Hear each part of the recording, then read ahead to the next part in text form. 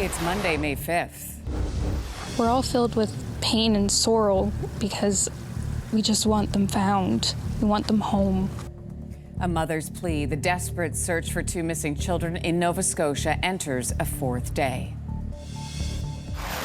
The tone at the top is always important, and personal chemistry, if you can get it, is just absolutely spectacular. Face to face, Prime Minister Mark Carney will meet with U.S. President Donald Trump at the White House tomorrow.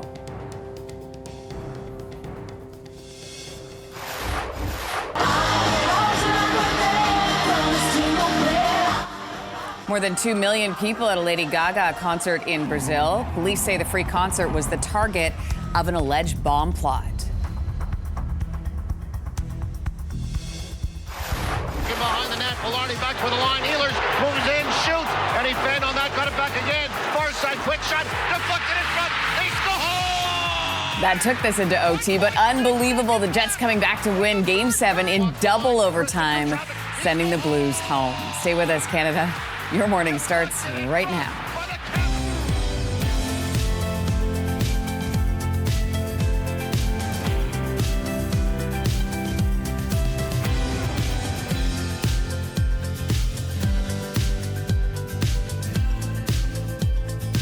Welcome to your morning, everybody. I'm Lindsey Deluce. Anne-Marie's away today. Yes, and this Canada, you got me. I'm Teddy Wilson. Good morning. Great to have you, Teddy. Good to be here. Good morning. I'm Kelsey McEwen. Happy Monday. When I went to bed, it was 3-1.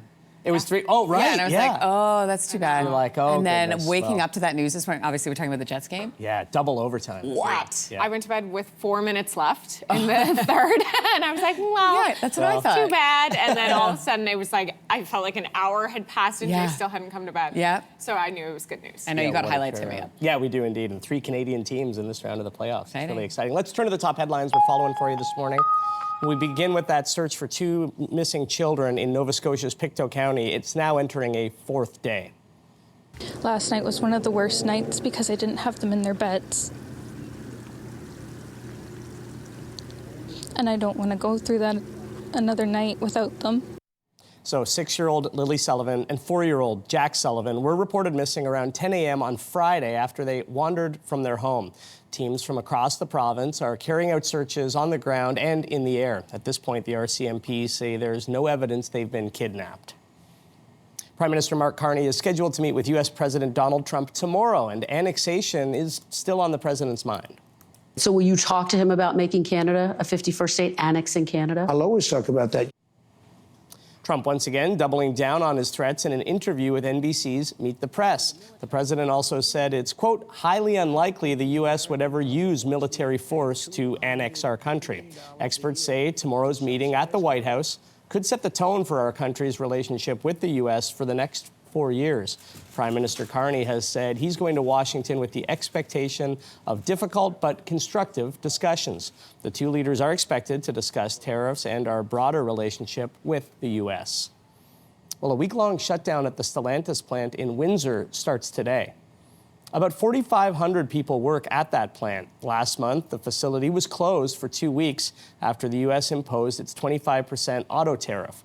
This time, Stellantis Canada says the reason for the shutdown is related to the transition to 2026 models. Alberta Premier Danielle Smith will update the province today about their path forward with Ottawa. This comes after Smith met with Prime Minister Carney for the first time since the election. He is very clear about wanting to establish economic corridors, about moving quickly on big nation-building projects. On her weekly radio show, Smith described her meeting with Carney as positive. Smith also says she and Carney talked about the U.S. trade war and how Ottawa can work with the provinces. Smith's update will be at 3 p.m. this afternoon in Alberta. Quebec's family doctors have unanimously rejected the province's latest offer in negotiations to renew their framework agreement. We said, no, we're not going to do that. Patients have their family doctors. They should keep their family doctors. It's not up to Quebecers to pay the price for the government's inefficiencies. So Federation members voted against it over the weekend. The offer, which was tabled by the government in March, would have changed the model for how doctors are compensated in the public health care system. It would have introduced color codes for each patient based on their health. Doctors say it would have meant patients would lose their family doctors to prioritize patients with complex conditions. But Quebec's health minister has said people would not lose access to their family doctor nor be bumped down by that proposed system. Well, final preparations are underway in the UK this morning for the start of commemorations marking the 80th anniversary of VE Day. People are lining up in central London ahead of the military procession to Buckingham Palace. Members of the Ukrainian armed forces will be part of the parade as a show of support for Ukraine. King Charles and Queen Camilla, along with other members of the royal family, will then appear at the palace balcony to watch the traditional Red Arrows fly over. The Royals will host a tea party for veterans later today. VE, or Victory in Europe Day, is on Thursday.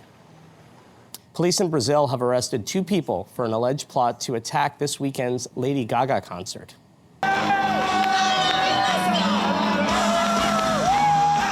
More than 2 million people were at the free concert at Copacabana Beach on Saturday. Authorities say the suspects are connected to the plot to attack the concert using improvised explosives and Molotov cocktails. Officials also allege the group behind the plot is known for spreading hate speech and targeting teenagers for radicalization. The 2 people arrested were the person behind the alleged plot and a teenager. Lady Gaga's team says they learned about the threat from media reports after the show. Well, you can forgive the Winnipeg Jets fans in your life if they're feeling a little bit worn out this morning. Pionk walks the line, wristed through traffic. He scores! Yes, the Jets, as we said off the top of the show, winning in Game 7 against the Blues late in double overtime last night. Their captain, Adam Lowry, stepping up to tip in the game winner. Winnipeg was down 3-1 late in the third as well after a shaky start from their goalie, Connor Hellebuck. But they managed to score 2 goals within the last 2 minutes. It was so exciting, including a literal last-second goal to tie it. They'll now play the Stars in the second round, and that begins Wednesday night. More than 15,000 runners hit the pavement for yesterday's huge Toronto Marathon. Racers took part in the full marathon, the half marathon, along with the 10K and 5K events. This was Toronto's first major marathon of the year, and it was a Canadian who won the women's title. At 48 years old, Ontario's Anna Laura Frey broke the tape with a time just over 2 hours and 50 minutes. Those medals look massive. Yes. Yeah, the medals are massive indeed. And a man from Quebec is offering to cut people's lawns for free this month, but the offer only stands if you're not wearing a medal, but rather flying a Canadian flag. We need to be proud of our accomplishments.